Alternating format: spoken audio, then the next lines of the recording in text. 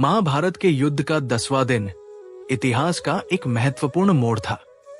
वीर भीष्म पितामह, जो अब तक अपराजेय थे, उस दिन बाणों की शैया पर लेटाए गए। अर्जुन ने जबरदस्त बाण वर्षा करते हुए शिखंडी को आगे रखकर युद्ध किया। शिखंडी, जिसे भीष्म पूर्वजन्म की अंबा मानते थे, को देखकर उन्होंने अपने शस्त्र त्याग दिए। तभी अर्जुन ने उन्हें बाणों से ढक दिया और वे बाणों की शैया पर स्थिर हो गए।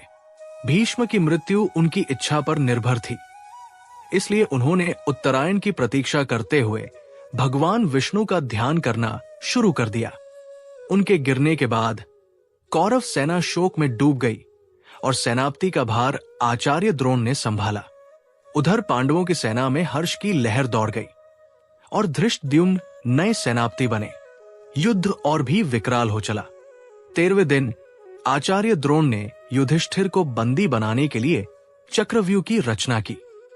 चक्रव्यूह को भेदने की विद्या केवल अर्जुन और श्री कृष्ण को आती थी, लेकिन वे दोनों त्रिगर्त राजाओं से युद्ध में व्यस्त थे।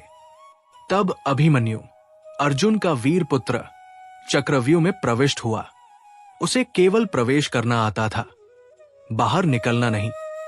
चक्रव्यूह में अकेले पड़ जाने पर भी अभिमन्यु ने अद्भुत पराक्रम दिखाया। उसने कौरवों के प्रमुख योद्धाओं कर्ण, द्रोण, दु, शासन तक को पछाड़ दिया। लेकिन अंततः कौरवों ने सामूहिक रूप से उस पर आक्रमण किया और अभिमन्यु वीरगति को प्राप्त हुआ। जब अर्जुन को यह ज्ञात हुआ कि उसके पुत्र की मृत्यु के लिए सबसे अधिक उत्तरदायी जयद्रथ है, तो उसने प्रतिज्ञा की, यदि कल सूर्यास्त से पहले मैंने जयद्रथ का वध न किया तो मैं अग्नि में प्रवेश कर जाऊंगा। 14वें दिन का युद्ध रात तक चला। अर्जुन ने अपना संकल्प निभाया और सूर्यास्त के पूर्व जयद्रथ का वध कर दिया। उसी दिन भीमपुत्र घटोत्कच ने भीषण संहार किया। रात में वो और भी शक्तिशाली हो गया और कौरव सेना में हाहाकार मचा दिया। उसे रोकने के लिए कर्ण ने अपनी एकमात्र शक्ति देवता इंद्र से प्राप्त शक्ति अस्त्र का प्रयोग किया और घटोत्कच मारा गया। हालांकि ये जीत कौरवों को भारी पड़ी, क्योंकि अब कर्ण के पास अर्जुन को मारने के लिए वो दिव्य अस्त्र नहीं रहा। 15वें दिन आचार्य द्रोण का भी अंत हुआ। युद्ध के बीच उन्हें ये झूठी सूचना दी गई कि उनका पुत्र अश्वत्थामा मारा गया है। ये सुनकर उन्होंने शस्त्र त्याग दिए और ध्यानस्थ हो गए। उसी समय धृष्टद्युम्न ने उन्हें बाणों से आहत कर वीरगति को प्राप्त कराया।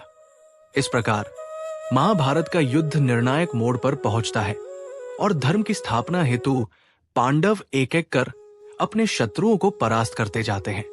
अगर आपको यह कहानी ज्ञानवर्धक और रोचक लगी हो तो कृपया वीडियो को लाइक करें, चैनल को सब्सक्राइब करें और कमेंट में अपने विचार जरूर साझा करें। धन्यवाद।